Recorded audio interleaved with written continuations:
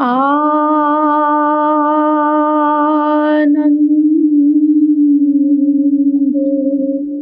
मानंद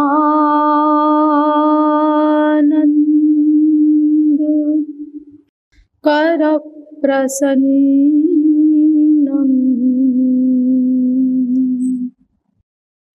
प्रेम स्वरूपम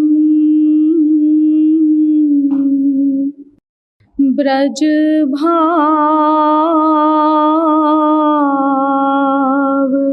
युक्तम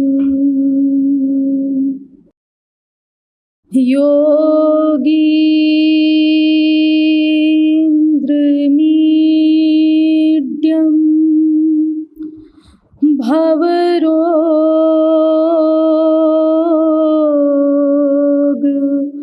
वैद्यम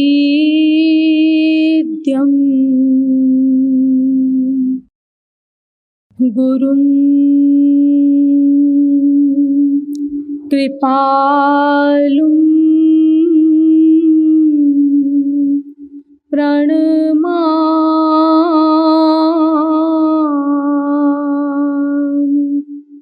नित्यम्।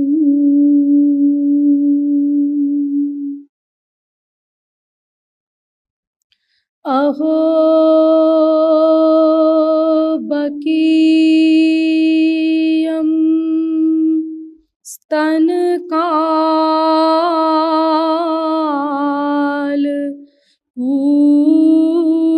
स्तनकालकूटम्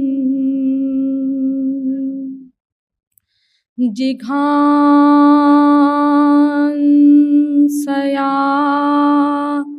पाय यदप्यसाध्वी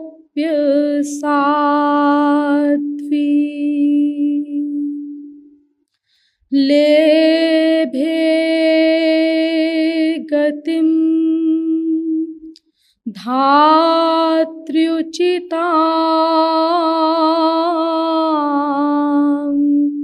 ततोऽन्यं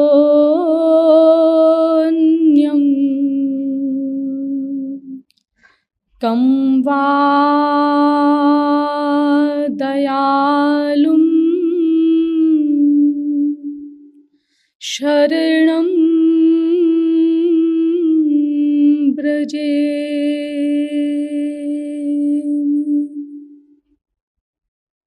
आनंद कंद सच्चिदानंद श्री राधा कृष्ण चरणारविंद मकरंद मिलिंद महानुभाव। नियमानुसार पहले कुछ देर श्री भगवन नाम संकीर्तन कर लीजिए, पश्चात विषय प्रारंभ किया जाएगा।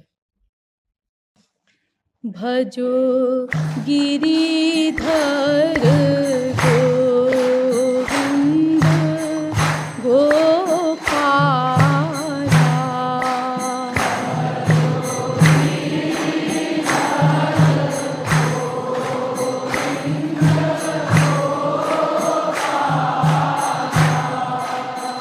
भजो गिरिधर गोविंद गोपाला,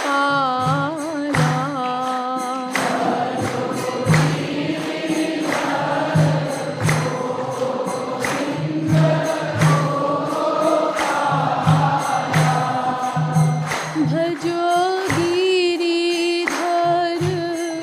गोविंद गोपाला,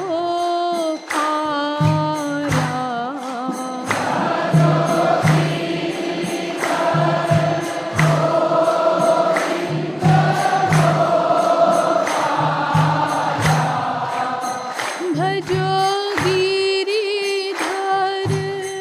गोविंद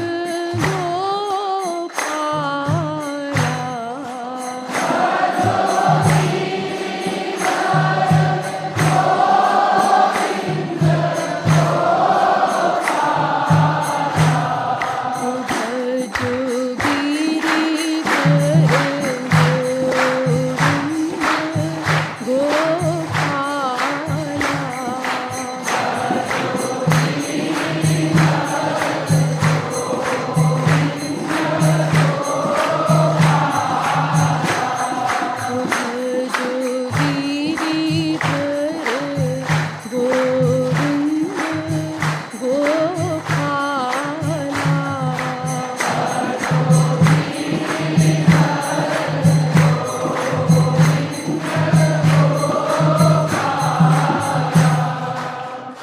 वृंदावन बिहारी लाल की,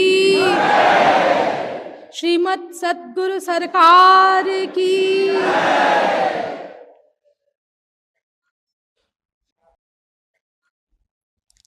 अब आप लोग कृपया सावधान होकर बैठ जाएं। श्वेताश्वतरोपनिषद के 3 अध्याय का 8वां मंत्र है, तमेव विदित्वाति मृत्युमेति नान्यः पंथा विद्यते यनाय। अर्थात उसको जानकर ही यह इससे पार हो सकता है, अन्य कोई भी मार्ग नहीं है। इस वेद मंत्र में एव शब्द इंपॉर्टेंट है। उसको ही जानकर, क्या उसको जानने के अलावा और कोई रास्ता नहीं हो सकता? इसका निषेध करते हुए वेद कहता है नहीं, उसको ही जानकर। फिर आगे लिखा नान्यः पंथा, दूसरा कोई मार्ग नहीं। तो उसको जानकर, ये उसको से क्या अभिप्राय है? इसका मतलब वो कोई है जिसको जानना है, और यह उत्तीर्ण हो सकता है। ये यह माने क्या? यह भी कोई है इसका मतलब। और जिससे पार होना है वह भी कोई तत्व है। इसका मतलब 3 तत्व इस वेद मंत्र से प्रतिभासित होते हैं। वह, यह 3 तत्वों की ओर संकेत कर रहा है वेद मंत्र। तो ये 3 तत्व कौन कौन से हैं? उसको जानकर, उसका मतलब भगवान, परमात्मा, गॉड, खुदा, अनेक नाम है उसके। अनंत नाम रूपाय वेद कहता है उसके लिए। और यह माने क्या? जिसको जानना है उस भगवान को, यह माने आत्मा। इसके भी अनेक नाम हैं, सब विषय क्रम से आता जाएगा। और जिससे उत्तीर्ण होना है वह भी कोई तत्व है, उसका नाम है माया। तो ईश्वर, जीव और माया, ये 3 तत्व इस वेद मंत्र में बताए गए। यानी अब अर्थ स्पष्ट हो गया। उस ईश्वर को जानकर के ही यह जीव इस माया से उत्तीर्ण हो सकता है, अन्य कोई मार्ग नहीं है। यह अर्थ हुआ वेद मंत्र का। अब पहला प्रश्न जो इस वेद मंत्र को सुनने के पश्चात पैदा होता है वो ये है, उसको जानने का अधिकारी कौन है? क्योंकि ये तो इस वेद मंत्र में लिखा नहीं है कि कौन उसको जान सकता है। इसका मतलब सभी जीव भगवान को जान सकते होंगे, क्योंकि सभी जीव भगवान के पुत्र हैं या अंश हैं या दास हैं। अमृतस्य वै पुत्राः वेद कहता है। इसका मतलब सभी जीव भगवान को जानने का अधिकार रखते होंगे, लेकिन ऐसा नहीं।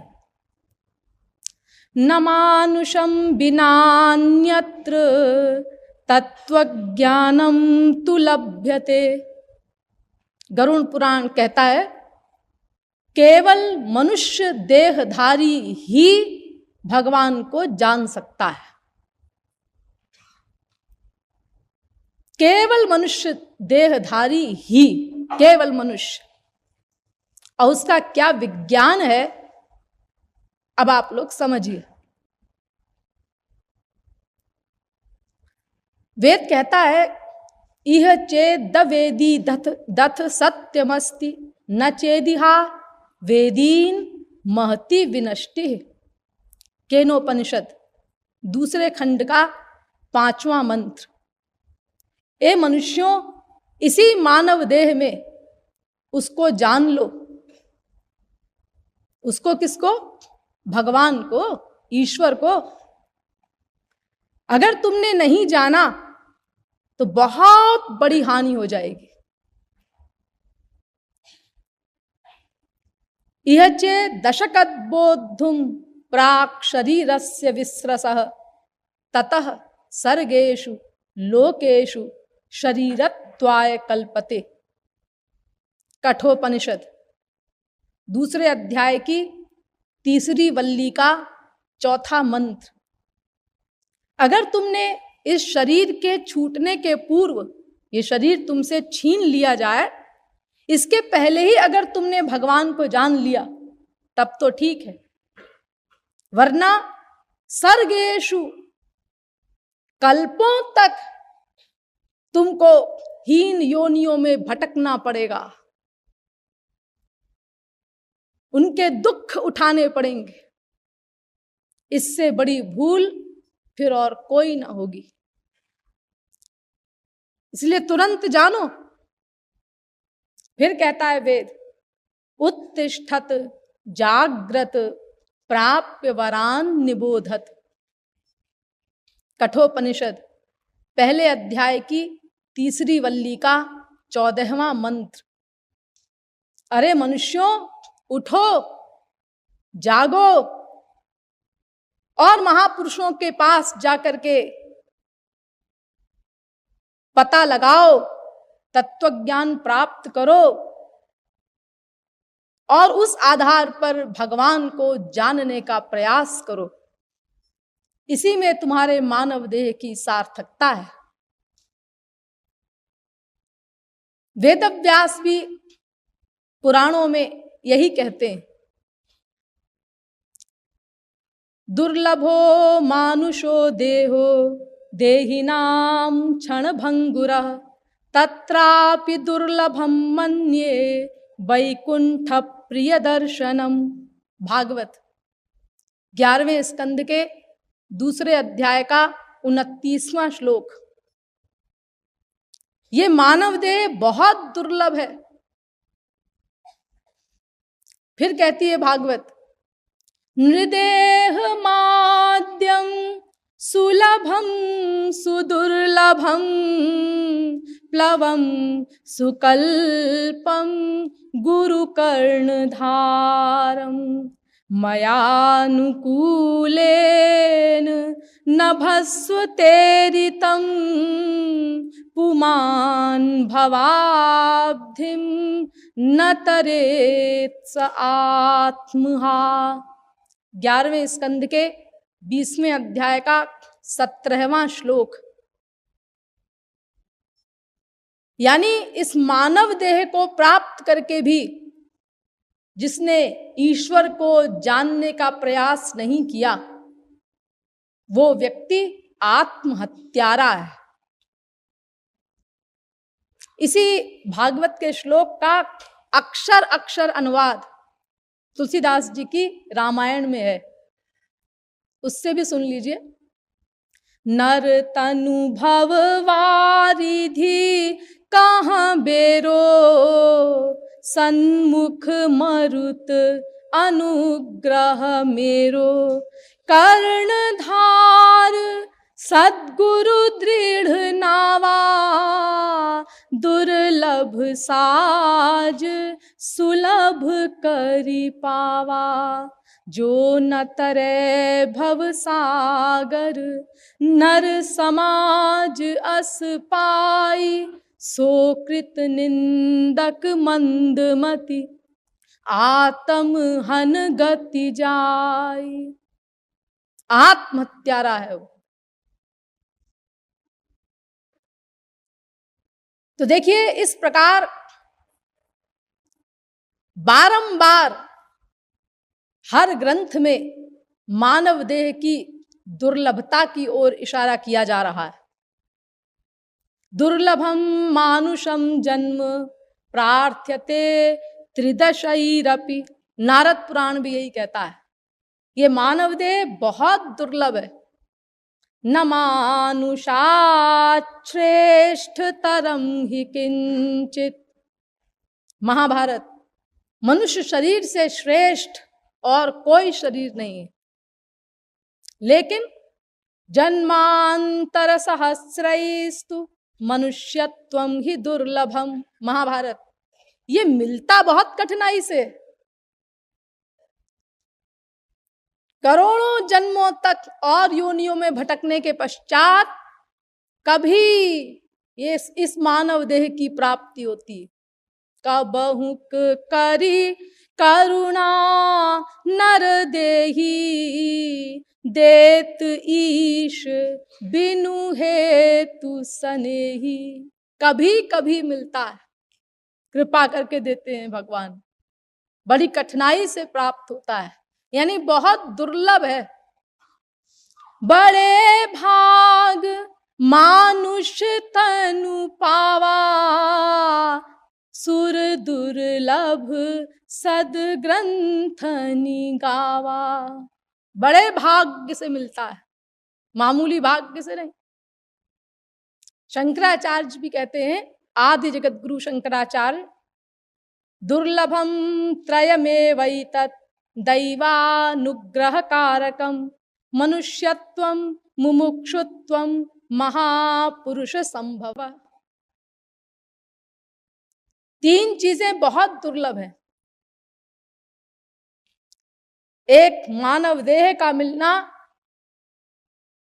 दूसरा किसी महापुरुष की प्राप्ति हो जाना, और तीसरा मुमुक्षुत्व, भगवान को जानने की भूख होना। मनुष्यत्वम मुमुक्षुत्वम महापुरुष संभव। तो ये मानव देह बहुत दुर्लभ है। इसीलिए शंकराचार्य भी कहते हैं, जैसे कि वेदव्यास ने कहा, तुलसीदास जी ने कहा कि लब्ध्वा कथंचिन नर जन्म दुर्लभम, तत्रापि पुंस्त्वं श्रुति पारदर्शनम, यस्त्वात्म मुक्त्यै नयतेत मूढ़धीः, सस्वात्म हास्वं विनिहन्त्य सत्ग्रहात्। वो आत्महत्यारा है जो मानव देह को प्राप्त करके भी भगवान को जानने का प्रयत्न नहीं करता। मनुज देहमिमं भुवि दुर्लभम, समधिगम्य सुरैरपि वाञ्छितं, विषय लंपटता मपहाय वै, भजत रे मनुजाः कमलापतिम। ये मानव देह बहुत दुर्लभ है। मनुष्यों, इस दुर्लभ मानव देह को प्राप्त करके विषयों के पीछे लंपट बन करके भागना बंद करो और भगवान को जानने का प्रयास करो, जिसके लिए मानव देह तुमको प्रदान किया गया है। क्योंकि भगवान का ज्ञान और किसी योनि में संभव नहीं। देखो, इस प्रकार वेद से लेकर रामायण तक समस्त धर्म ग्रंथ और सब संत भी मानव देह की ओर ही इशारा करते हैं। गुरु नानक जी भी कहते हैं, लख 84 भ्रमतिया दुलभ जन्म पाइयोई, नानक नाम समालितु सो दिन नेड़ा आइयोई। 84 लाख योनियों में भटकते भटकते बड़ी कठिनाई से ये मानव देह प्राप्त हुआ है। तो ये सब मानव देह की ओर ही इशारा करते हैं। इसका मतलब मानव देह में कोई खास बात होगी, कोई विशेषता होगी। 84 लाख प्रकार के शरीर हैं, हजारों तो आप लोग देखते ही हैं रोज, अनेक रंग रंग के, अनेक ढंग ढंग के, कोई स्वेदज, कोई अंडज, कोई उद्भिज, कोई जरायुज, कोई भूचर, कोई जलचर, कोई खेचर। तो इतने सारे शरीर हैं ये 84 लाख प्रकार के, और इनमें केवल मानव को ही सावधान किया गया है, मनुष्य शरीर की ओर ही इशारा किया गया है। तो ऐसी क्या खास बात है इस मानव देह में कि मानव देह को ही सर्वश्रेष्ठ कहा जा रहा है? आप लोगों ने रामायण पढ़ी होगी। गरुण जी ने काकभुशुंडी जी से 7 प्रश्न किए, और उनमें भी सबसे पहला प्रश्न किया, प्रथम ही कहु नाथ मति धीरा, सब ते दुर्लभ कवन शरीरा।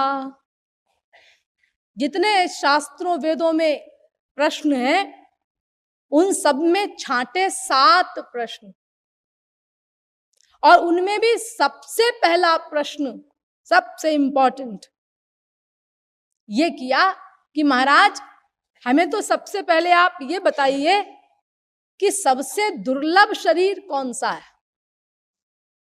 क्योंकि अगर देह का दुर्लभत्व पता चल जाए तो मनुष्य लापरवाही न करे। जैसे देखिए, आप कहीं जा रहे हैं और रास्ते में एक अंगूठी पड़ी हुई मिली आपको, आपने उसको उठा लिया, एक सुनार से पूछा, वैसे ही गांव का मामूली सा सुनार था, क्यों भाई ये कितने की होगी अंगूठी? उसको कोई खास नॉलेज थी नहीं, ऐसे ही साधारण सा था गांव का। तो देखा और कहा, अरे यही कोई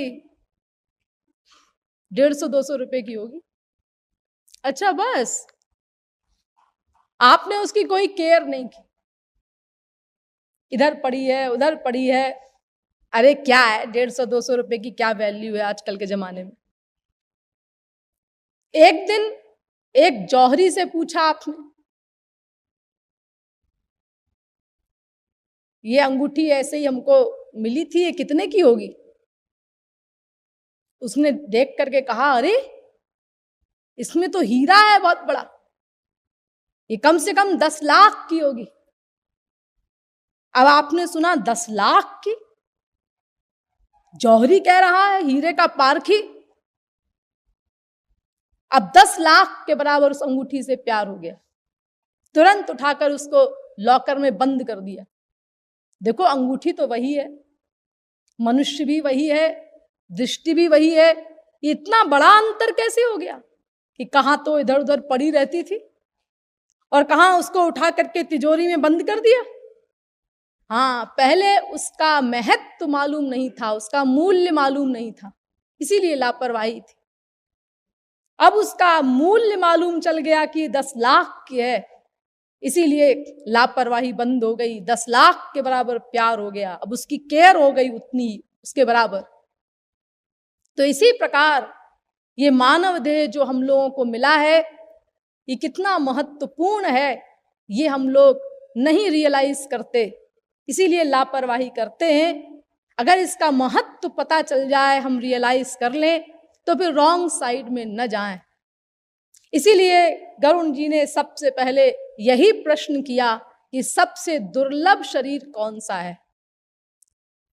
तो उत्तर दिया काकभुशुंडी जी ने, नर तनु सम नहीं कवनियु देही, जीव चराचर याचत जेही।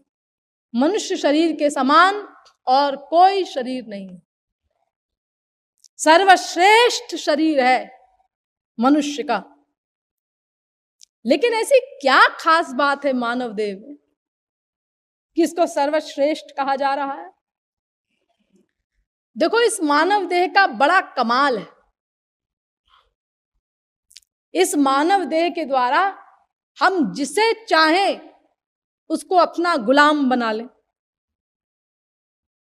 और अपना काम करवाएं। अरे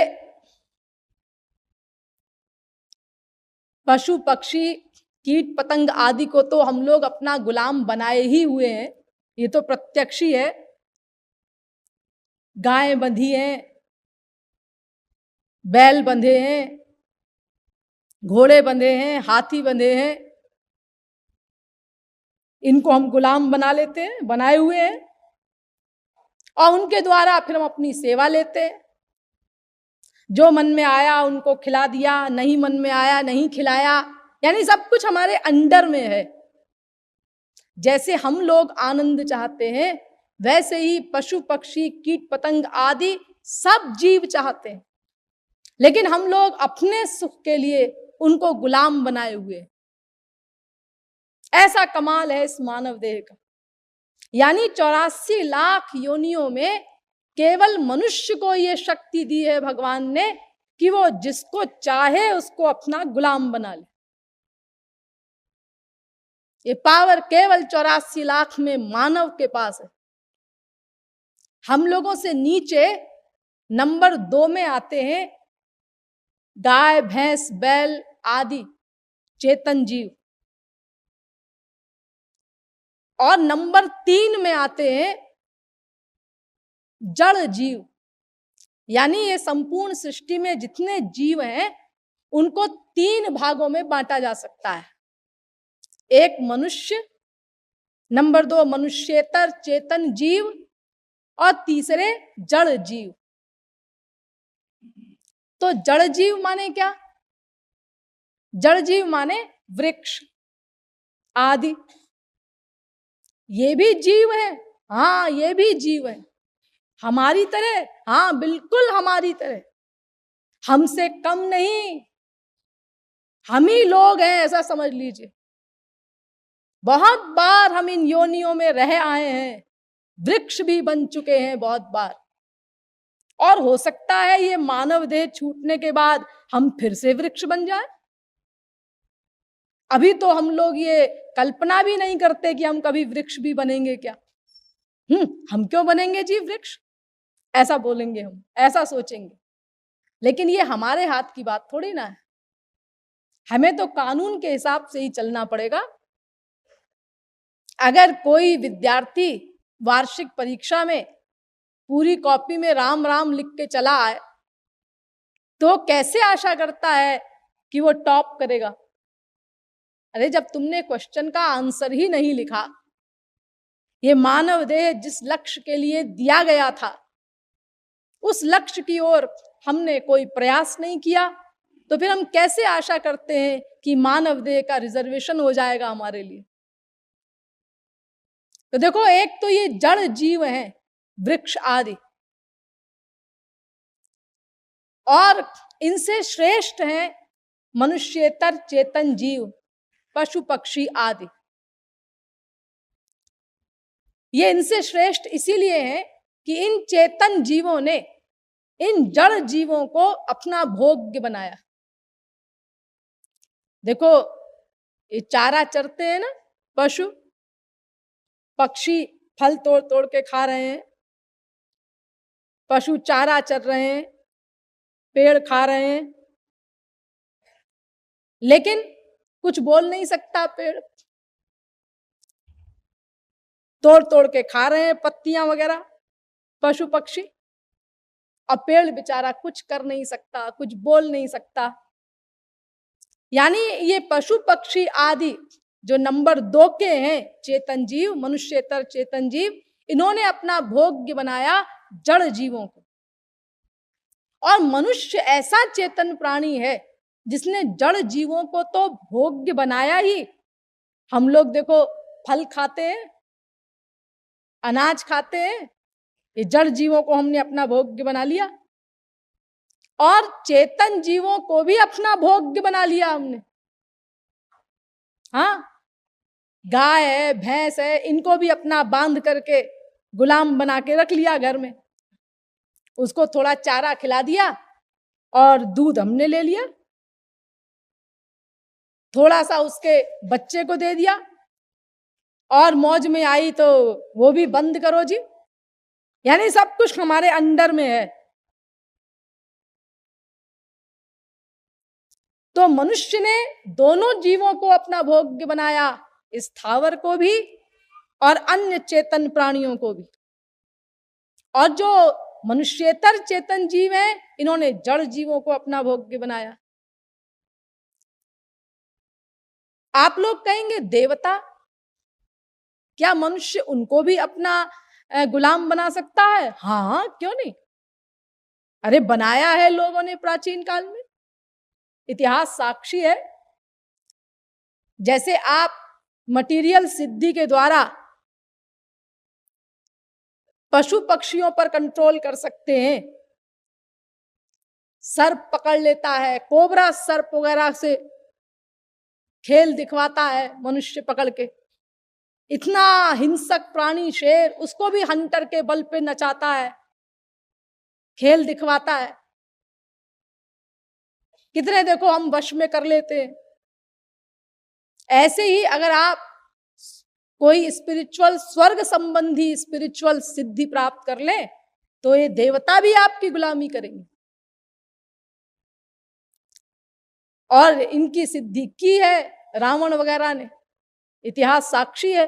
रावण आदि के यहाँ ये जितने देवता वगैरह हैं, ये सब नौकर चाकर थे, यमराज वगैरह।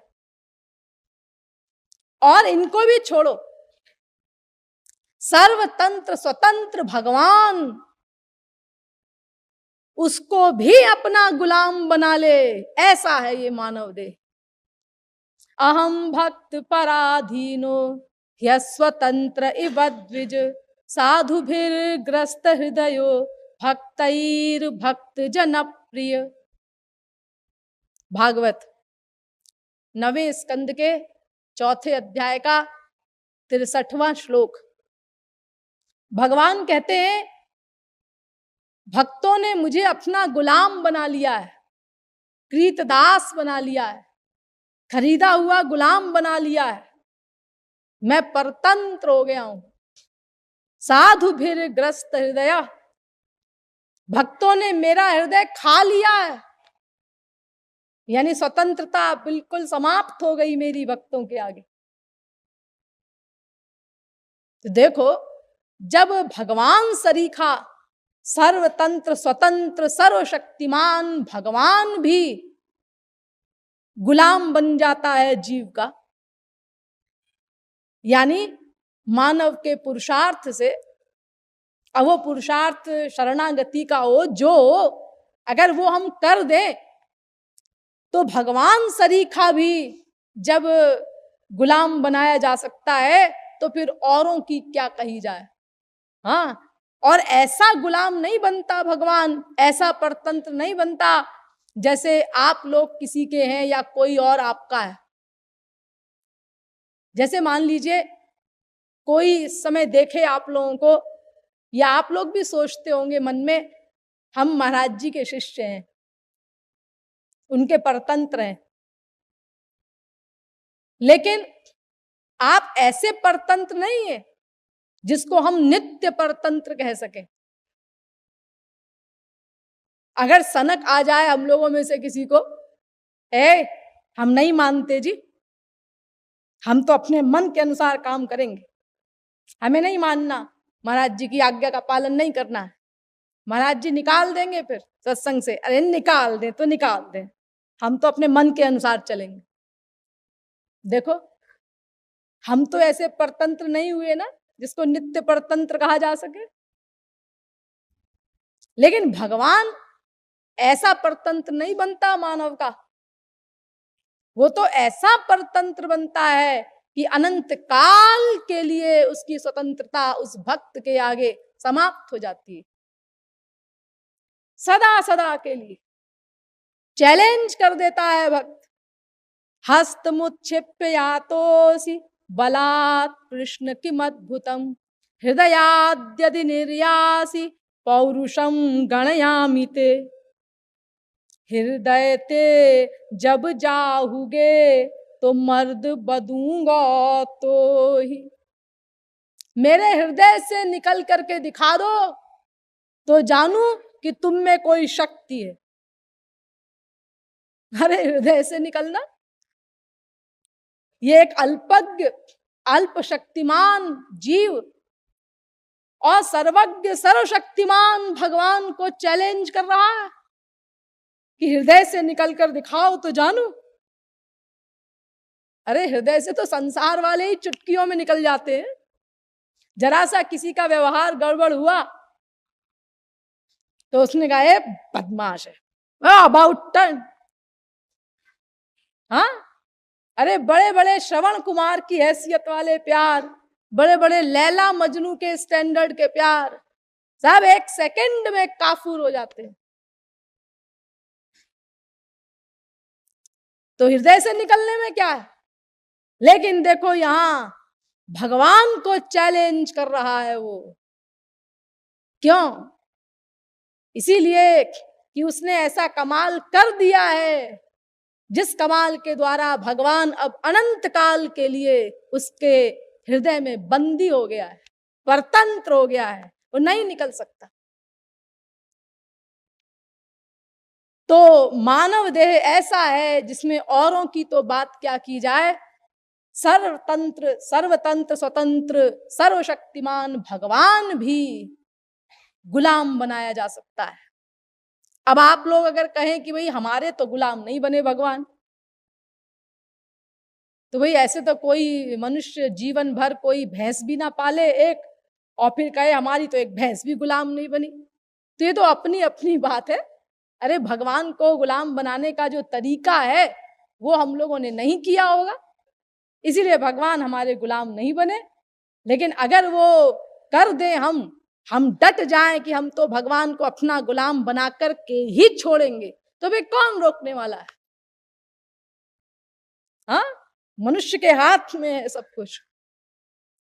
तो इस प्रकार ये मानव देह जो है, केवल इसी में अन्य सब मायाबद्ध जीवों को भी और भगवान तक को भी जीव अपना गुलाम बना सकता है।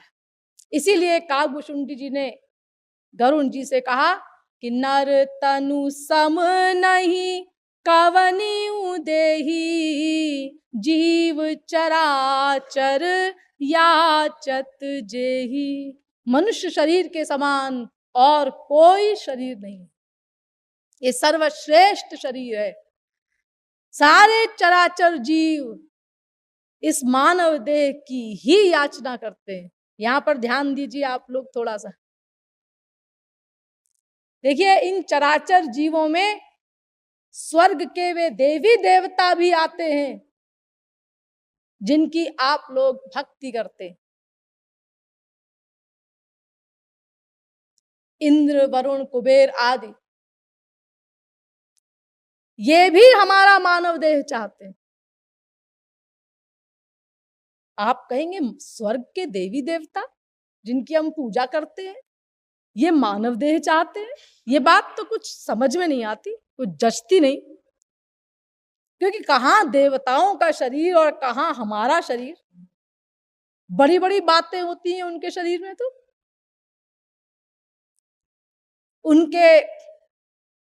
उनकी आंख की पलक नहीं बचती, उनके शरीर से मूत्र पुरुष श्वेत का निर्गमन नहीं होता, उनको भूख प्यास नहीं लगती, उनके शरीर में धूल नहीं लग सकती, उनके शरीर का भूमि पर स्पर्श नहीं होता। इसी पहचान के आधार पर दमयंती ने नल को पहचाना था। दमयंती बहुत सुंदर स्त्री थी, तो उससे ब्याह करने के लिए देवता भी लालायित थे, लेकिन दमयंती प्यार करती थी नल से, राजा नल से। तो उन्होंने कहा ऐसे तो ये चुनेगी नहीं हमको, तो फिर क्या करें? उन्होंने कहा नल का रूप बना लेते हैं हम लोग भी, तो उस धोखे में हो सकता है ये हम लोगों में से किसी को चुन ले। तो देवताओं ने नल का रूप धारण कर लिया, और दमयंती जब जयमाला लेकर के आई तो अब वो सोचने लगी कि ये 5-5 नल, इनमें असली नल कौन सा है जिससे मैं प्यार करती हूँ, किसको माला पहनाऊं? तो समझ गई कि ये देवता लोग ही नल का रूप धारण करके आए हैं। तो उसने उनके पैरों की तरफ देखा। उसको मालूम था कि देवताओं के शरीर का भूमि पर स्पर्श नहीं होता। तो जब नीचे देखा तो एक व्यक्ति के केवल पैर भूमि से लगे हुए थे, बाकी सबके भूमि से उठे हुए थे। तो पहचान गई कि ये भूमि पर जिसके पैर हैं यही मृत्युलोक का नल है जिससे मैं प्यार करती हूँ, और उसको माला पहना दी दमयंती ने। तो देखो, ये बड़ी बड़ी बातें देवताओं के शरीर में होती हैं, और उनका शरीर हम लोगों की तरह पंच महाभूत का नहीं होता, तेजस होता है। और इतनी चमक होती है उस शरीर में कि हम सहन ना कर पाए, और इतनी सुगंध होती है कि अगर कोई देवता यहाँ पर आकर के खड़ा हो जाए तो जितने बैठे हैं हम लोग वो या तो मर जाए और या बेहोश तो कम से कम हो ही जाए। इतना आनंद है उनके शरीर की खुशबू में कि इस नासिका से हम सहन नहीं कर सकते उसको। इतना सुंदर शरीर प्राप्त करके भी, जिसमें इतनी सारी विशेषताएं हैं, और वो इस मानव देह की याचना करेंगे भला? अरे मानव देह तो हम लोगों का अपना ही है, हम हाल जानते हैं इसका। नवद्वार से युक्त है, जिससे गंदगी ही गंदगी निकलती है। उन नवद्वारों से तो गंदगी निकलती ही है, शरीर के एक एक रोम से गंदगी निकलती है। पसीना निकलता है, उसमें कितनी बदबू होती है। अरे गर्मियों में तो यहां तक है कि हम लोग नहा करके जितनी देर में शरीर पोंछते हैं, कपड़ा पहनते हैं, उतनी देर में फिर पसीने पसीने हो जाते हैं। ऐसा गंदा शरीर है ये मानव का। और देवता लोग इस मानव देह को चाहेंगे? ये बात तो कुछ समझ में नहीं आती। आप प्रमाण दीजिए कि आप ठीक कह रही हैं। अच्छा चलिए प्रमाण ले लीजिए। दुर्लभम मानुषम जन्म प्रार्थ्यते त्रिदशैरपि, नारद पुराण।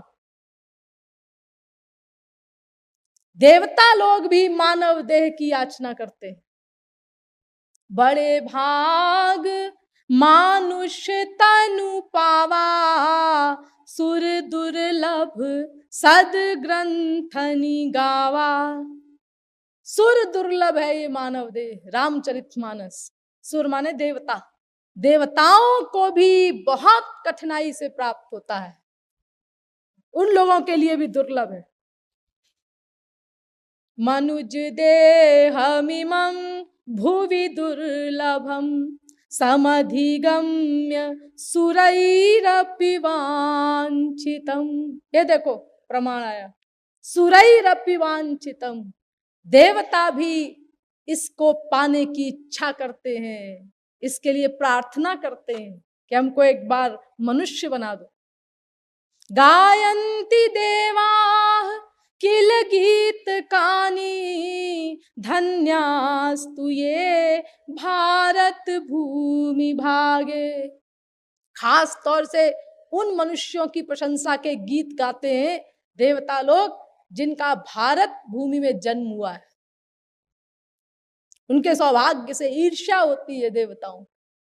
दीजिए, अब आपके सामने प्रमाण भी आ गए।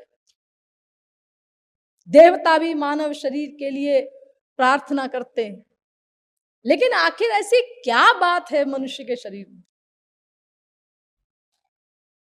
आहार निद्रा भय मैथुनंच, सामान्य में तत् पशुभिर्नराणाम, ज्ञानम हि तेषा मधिको विशेषो, ज्ञानेन हीना पशुभिः समाना।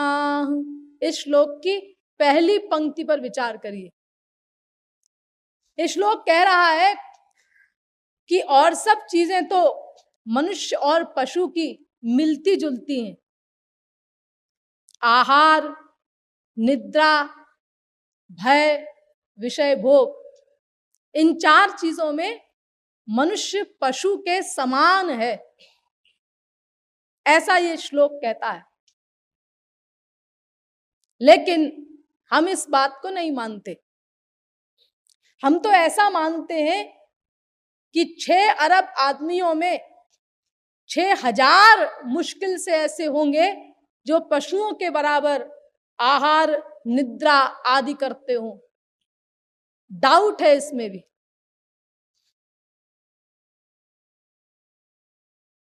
देखिए, एक एक चीज को ले लीजिए। आहार, ये पशु पक्षी क्या आहार करते हैं? जो भगवान ने इनके लिए बना दिया, नेचुरल, प्राकृतिक, वो अपना खा लेते हैं। घास खा ली, चारा खा लिया, विभोर है, नेचुरल रूप में खाते हैं। और हम लोगों का क्या हाल है? हाँ, देखो, ओरिजिनल रूप में नहीं खाएंगे हम, फिर इसको काट के, छौंक के, बघार के, उसमें खूब मिर्च मसाला डाल के, भून के, तब खाएंगे। क्यों? आखिर हम मनुष्य हैं, विशेष समझदार हैं, कोई पशु थोड़े ना है कि ऐसे ही खा लें। और फिर छोटी छोटी उम्र में वो भयंकर रोग आ जाते हैं, हृदय रोग तक छोटी छोटी उम्र में लोगों को होने लगे। आजकल तो पशु और पक्षियों के भी डॉक्टर होते हैं, उनसे पूछो, क्यों किसी पशु को आज तक हार्ट अटैक हुआ है? किसी पक्षी को हार्ट अटैक हुआ है? अरे उनको क्यों होगा? वो नेचुरल खाते हैं, उन्हें क्यों हार्ट अटैक होगा? क्योंकि उनको अकल नहीं है ना, मनुष्य की तरह। इसलिए जिस रूप में भगवान ने उनके लिए बनाया, वो चुपचाप खा लेते हैं। और मनुष्य, वो अपना उस चीज को खूब बिगाड़ के और सर्वनाश करके खाता है, और फिर विभोर होता है, वाह क्या तरकारी बनी है, क्या जायका है, मन करता है बनाने वाले का हाथ चूम लूं। ऐसी बात करते हैं लोग। तो हार्ट पेशेंट नहीं होंगे तो और क्या होगा? रोज कचौड़ियां खाई जा रही हैं, रोज पूड़ियां खाई जा रही हैं। और कोई महापुरुष का दादा भी उनसे कहे कि अरे भाई तुम क्या करते हो, जिस रूप में भगवान ने बनाया है जो पदार्थ, उसी रूप में खा लो ना, उसको बिगाड़ करके क्यों खाते हो, बर्बाद करके क्यों खाते हो? अरे बॉइल्ड खाना खाओ, बॉइल्ड तरकारी खाओ, भगवान ने तरकारी बनाई है, फल बनाए हैं, धो के खा लो फलों को। लेकिन नहीं सुनता हो, नहीं सुनता, महापुरुष की भी नहीं सुनता। और जब कोई भयंकर बीमारी हो गई, हार्ट की बीमारी हो गई, डायबिटीज हो गई, और कोई भयंकर बीमारी हो गई, अब डॉक्टर के पास गया, तो डॉक्टर ने कहा देखो भाई तुमको बॉइल्ड खाना ही खाना पड़ेगा। अब जब डॉक्टर ने ऐसा कहा तो ये वही मनुष्य है जिसने महापुरुष की बात को ठुकरा दिया था। डॉक्टर ने कहा जब तुम कोई बीमारी हो गई है, अब तुमको ऐसा ही खाना खाना पड़ेगा। हाँ खाएंगे खाएंगे। सुनिए जरा, बता दीजिए क्या क्या खाना खाना है हमको। अब सब तैयार है, अब 100% शरणागत हो गया डॉक्टर के।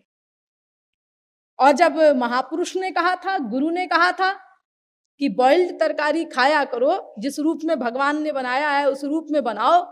मानव होने का मतलब ये तो नहीं है कि तुम अपने आप को भगवान से भी अधिक बुद्धिमान मानने लगो और भगवान की बनाई हुई चीज में करेक्शन करके उसको बिगाड़ करके खाओ। तब नहीं सुना था, तब तो जवाब दिया था आप कैसी बातें करते हैं, जरा गुरुजी हमारी ओर देख के हमारे हिसाब से बोला करिए ना।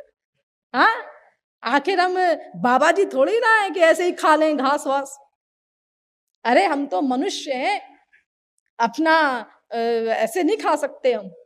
और आप जो खाना खाते हैं वो तो ऐसा खाना हम खाएं हम तो मर जाएंगे, वो तो हमारे भीतर ही नहीं जाएगा, निगला ही नहीं जाएगा हमसे। हाँ, ऐसा बहुत से लोग हमारे महाराज जी से कहते हैं, समय समय पर तमाम लोगों ने महाराज जी से ऐसा कहा है। जब महाराज जी समझाते हैं कि भाई ऐसा खाना खाया करो, तो लोग कहते हैं कि ये तो आप जो खाते हैं ना, ये तो गले से ही नीचे नहीं उतरेगा हमारे।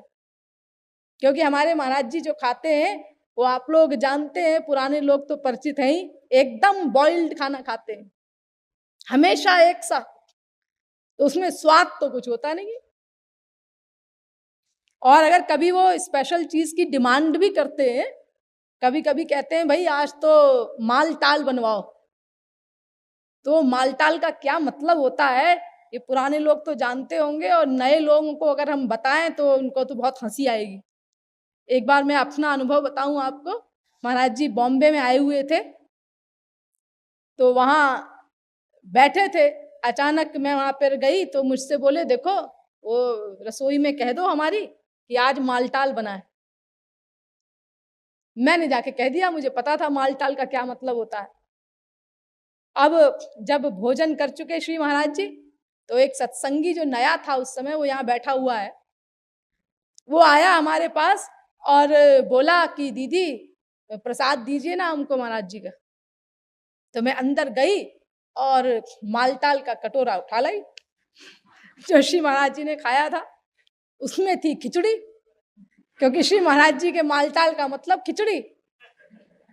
तो वो कहता है कि ये आप क्या करती हैं, हमको महाराज जी का प्रसाद दीजिए ना, जो महाराज जी ने खाया है। मैंने कहा और क्या दे रही हूँ, वही तो है ये। बोले नहीं नहीं, हलवा कचौड़ी मालपुआ वगैरह दीजिए। मेरे सामने महाराज जी ने आपको कहा है कि रसोई वालों को कहो कि मालटाल बनाए। तो मुझे हंसी आई, मैंने कहा कि हाँ अभी तुम नए हो ना तो तुम समझते नहीं हो, उनका मालटाल यही होता है। तो सोचिए जिसका मालटाल ऐसा होता है उसका प्रतिदिन का भोजन कैसा होता होगा फिर। हाँ, ये आप लोग अनुमान लगा सकते हैं।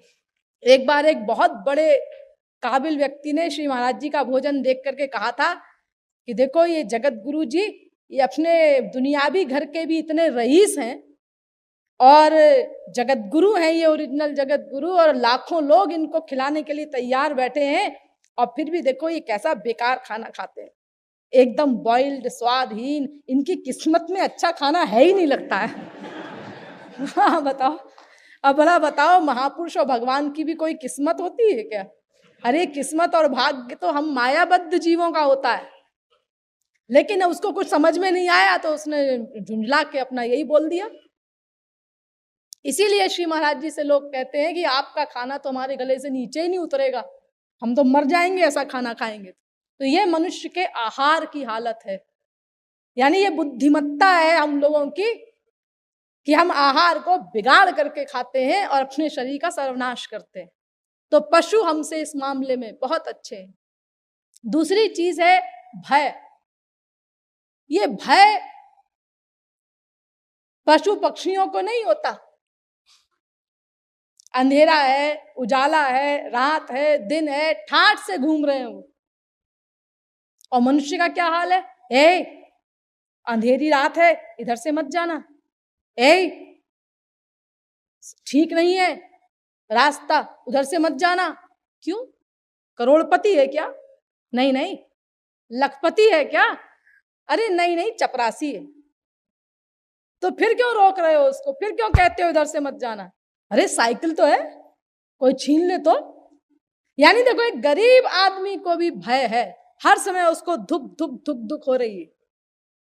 और पशु पक्षी कितने निर्भय रहते हैं, इस मामले में भी वो हमसे अच्छे हैं। तीसरी चीज है निद्रा। ये पशु पक्षी कितना लिमिटेड सोते हैं और कितना सादा सोते हैं, सादे ढंग से। और हम लोग अनेक प्रकार की चीजें जमा करते हैं, अनेक प्रकार के प्रबंध करते हैं ठाठ से सोने के लिए, और उसके बाद भी कोई नियम नहीं हमारे सोने का।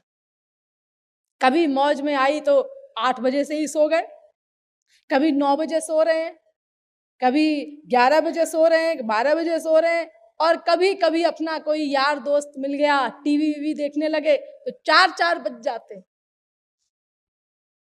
और उसके बाद भी हम लोग बड़े विभोर हैं कि हाँ हम बहुत समझदार हैं, बड़ी अकल रखते हैं हम लोग। अरे क्या अकल है हमारी, उसका भी तो कोई नियम होना चाहिए। अजी हम इस चक्कर में नहीं पड़ते नियम वियम के, हम तो जैसा हमारा मन कहता है वैसा करते हैं। ये हाल है हम लोग। और चौथी चीज है विषय भोग।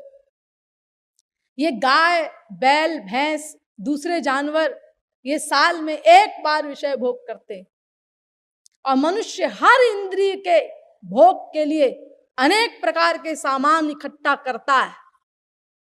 अपने अपने हृदय का हाल हम लोग सोचें, अपने अपने हृदय में झांक करके देखें। एक एक इंद्री के कितने कितने विषयों का सेवन करके हम लोगों ने अपने शरीर को बिगाड़ा है, मन को बिगाड़ा है, बुद्धि को बिगाड़ा है, आत्मा का नुकसान किया है। फिर भी हम ये कहने को तैयार हैं हम मनुष्य हैं जी, हम पशु थोड़े ही हैं। हाँ, तो किसने कहा कि तुम पशु हो? तुम तो पशु से भी नीचे हो। पशु तो बहुत अच्छे हैं हर मामले में। इसके अतिरिक्त देखिए, पशु पक्षियों को भगवान स्वाभाविक ज्ञान देता है, नेचुरल, और मनुष्य को हर चीज सीखनी पड़ती है। बंदर का छोटा सा बच्चा पेड़ पर चढ़ना स्वयं जानता है, और मनुष्य को हजारों वर्ष सिखाया जाए तो भी बंदर की तरह नहीं हो सकता। गाय का छोटा सा बछड़ा स्वयं तैरना जानता है, मनुष्य को सीखना पड़ता है। एक बकरी का 4 दिन का बच्चा घास चरना सीख जाता है। अपना मकान बनाने के लिए, 4 दीवार खड़ी करने के लिए मनुष्य कितने लोगों की हेल्प लेता है, लेकिन ये पशु पक्षी ये अपने आवास का स्वयं प्रबंध कर लेते। यहां तक कि बया आदि के घोंसलों को देख करके तो मनुष्य भी आश्चर्य करता है, ये ज्ञानहीन प्राणी है और देखो कैसा घोंसला बनाया है। तो मनुष्यों को हर चीज सीखनी पड़ती है, लेकिन पशु पक्षियों में स्वाभाविक ज्ञान होता है। अरे बहुत सी चीजें तो पशु पक्षियों में ऐसी होती हैं कि मनुष्य का सिर झुक जाता है, उसका अहंकार चला जाता है कि हाँ मैं मनुष्य हूं। देखो एक मनुष्य है, वो कुत्ते की सहायता ले रहा है चोर को पकड़ने के लिए। कुत्ता आगे आगे जा रहा है और मनुष्य पीछे पीछे चल रहा है। अरे भाई तुम तो इतने पढ़े लिखे हो, इतने काबिल हो, इतने समझदार हो, कुत्ते के पीछे पीछे घूम रहे हो। हाँ जी, क्या करे, बड़े काम का है कुत्ता। अब मनुष्य में वो शक्ति नहीं है उसकी नाक में, लेकिन कुत्ते की नाक में भगवान ने वो शक्ति दी है। वो सूंघ करके अपराधी का पता लगा लेता है कि यहाँ किस रास्ते से गया है, किधर को गया है। इसी प्रकार गीध की दृष्टि, इसी प्रकार कोयल का कंठ, तमाम ऐसी विशेषताएं हैं। आप दूध और पानी को मिला करके रख दीजिए हंस के आगे, हंस उसको पृथक पृथक कर देगा। तो तमाम चीजें पशु पक्षियों में ऐसी विलक्षण दी हैं भगवान ने, जहां हम लोगों की बुद्धि कुंठित हो जाती है। और ये भी छोड़ो, मनुष्यों का तो शरीर भी भगवान ने बड़ा कूड़ा कबाड़ा बनाया है। सौंदर्य नहीं दिया मनुष्यों को विधाता ने, सौंदर्य पशु पक्षियों में बांटा गया है।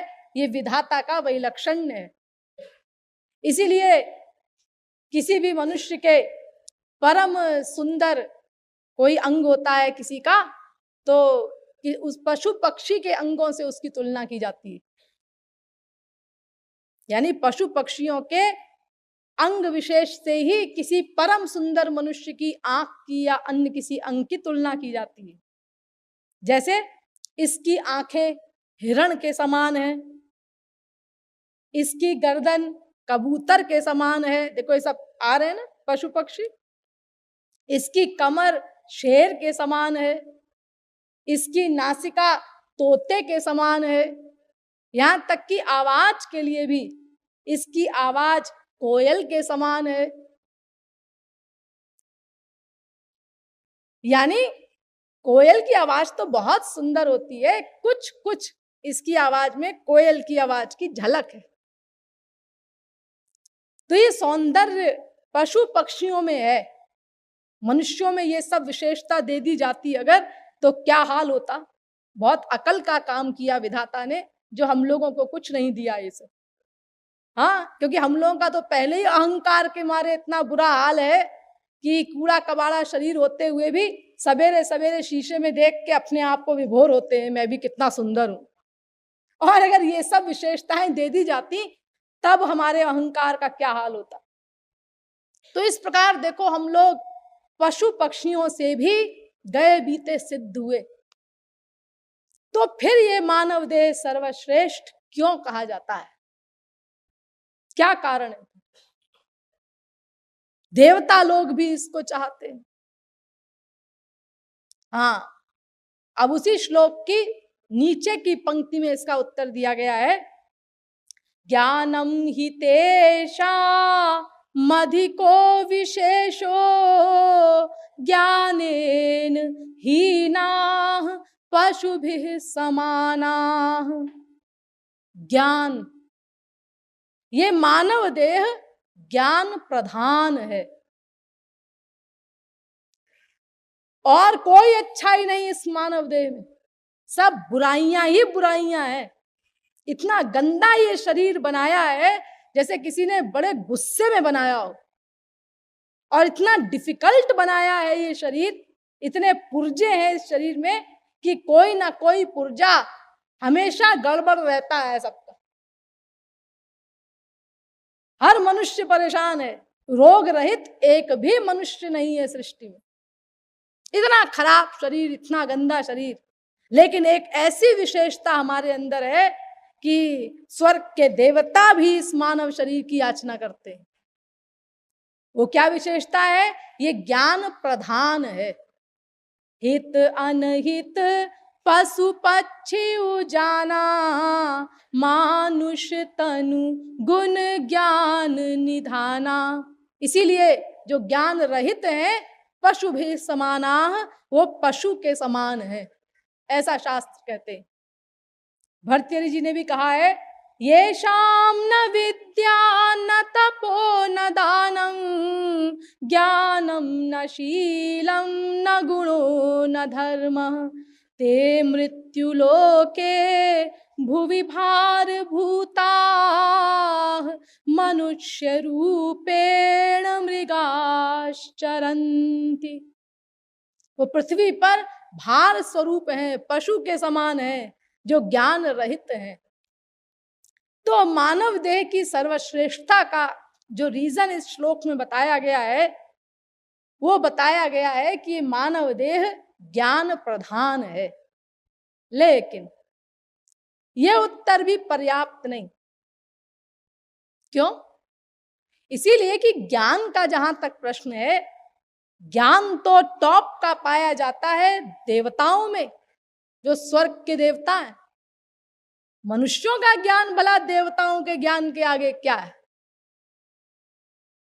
अरे देखो, सरस्वती जो बुद्धि की अथॉरिटी है, बृहस्पति जो बुद्धि की अथॉरिटी है, क्या कोई मनुष्य पैदा हुआ है आज तक महापुरुषों को छोड़कर जो ज्ञान में उनसे टक्कर ले सके? अरे ज्ञान तो देवताओं में है टॉप का। बाकी योनियों में आप कह सकते हैं, जितनी पशु पक्षी आदि की योनियां हैं, कि भाई इनमें मनुष्य विशेष ज्ञानवान है। लेकिन जो इस श्लोक का अर्थ करता है, ज्ञानम ही तेषाम अधिको विशेषो, वो तो यहां तक बोल जाता है कि देवताओं से भी अधिक ज्ञानवान है मनुष्य। तो ये कैसे कह दिया तुमने कि देवताओं से भी अधिक ज्ञानवान है? 84 लाख में मनुष्य ज्ञान में सर्वोपरि है, ऐसा कैसे कह दिया? अरे बाकी सब योनियों से ठीक है कंपैरिजन करना कि और योनियों में ज्ञान की न्यूनता होती है, मनुष्य शरीर में विशेष ज्ञान होता है, लेकिन देवताओं के ज्ञान के आगे मनुष्य का ज्ञान क्या है? देखो, आज विज्ञान उन्नति की चरम सीमा पर है। कितने प्रकार के बम आदि बनाए जा रहे हैं। Atom bomb, hydrogen bomb, neutron bomb भी बनाया, तमाम नाटक कर रहे हैं।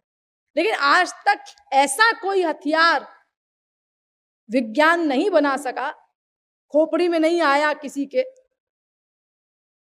योग्यता नहीं आई कि हम जिसको चाहे वही मरे, दूसरे का नुकसान ना हो। नहीं कर पाए ऐसा आज तक। ऐसा ज्ञान देवताओं के पास है। उनके अग्नि बाण होते हैं, वायु बाण होते हैं, आपने नाम सुने होंगे। तो ये 1 करोड़ आदमियों के बीच में से चले जाएंगे टेढ़े मेढ़े, और सीधे जाकर के शत्रु को मार देंगे। बगल वाले का बाल बांका भी नहीं होगा किसी का। तो ज्ञान तो टॉप का देवताओं में पाया जाता है। मनुष्य क्या है देवताओं के आगे ज्ञान के मामले में? तो ये उत्तर इसीलिए पर्याप्त नहीं। तो फिर देवता लोग भी मानव देह चाहते हैं, ये मैंने आपको पहले ही बता दिया। तो देवता क्यों चाहते फिर मानव देह, अगर ज्ञान रूपी विशेषता ही मनुष्य की एकमात्र विशेषता होती तो?